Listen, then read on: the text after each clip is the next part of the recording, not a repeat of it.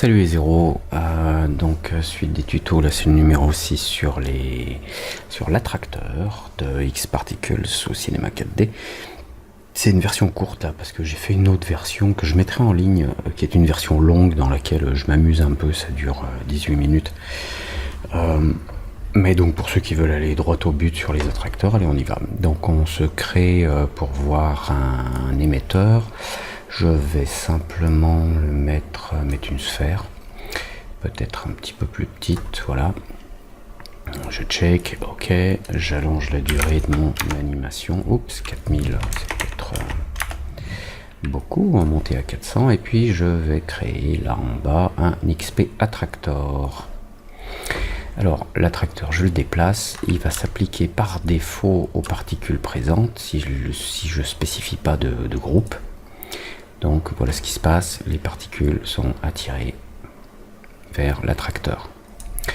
L'attracteur, on peut bien sûr l'animer, donc là je le fais en temps réel, et il dispose de quelques paramètres qui sont assez simples. C'est la force ici, donc plus il est fort, plus il attire.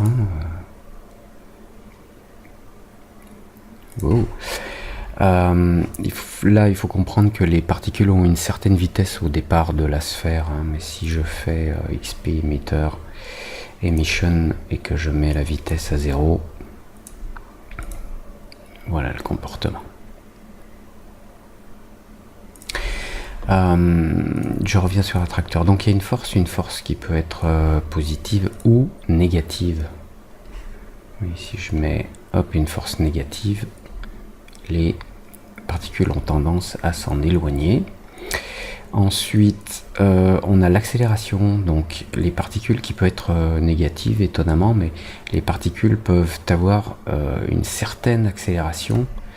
Si par exemple, je pars ici avec des particules qui ont une vitesse nulle, regardez, elles sont créées, puis elles accélèrent pour atteindre la vitesse maximum donnée par le paramètre speed limit, qu'on peut diminuer. Je vous avoue que je me suis jamais amusé à mettre une accélération négative, ça fait rien. Bon, voilà.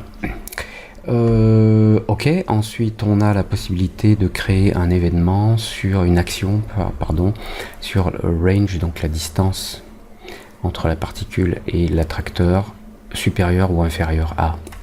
Donc si je dis par exemple si la distance est inférieure à 4 cm, je clique sur Add Action, je rajoute une action, alors on va mettre par exemple Direct Action, Change Life,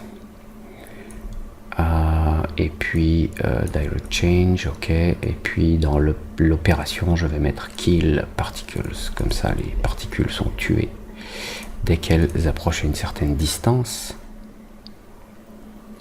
de mon attracteur. Voilà. Alors bien sûr si je m'amuse à bouger mon attracteur, alors XP Attractor, clic droit, je vais ajouter un tag pour le faire bouger.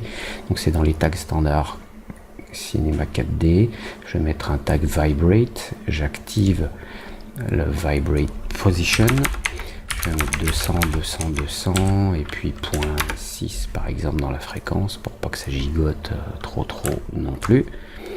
Voilà, donc là les particules sont attirées et puis celles qui sont suffisamment proches disparaissent. On peut utiliser l'action pour passer les particules dans un autre groupe, changer les forces, etc. On peut faire plein de choses. XP Attractor, on a fait le tour. Bon, il y a les groupes affectés, n'oubliez pas, c'est super utile. Voilà. Bonjour chez vous.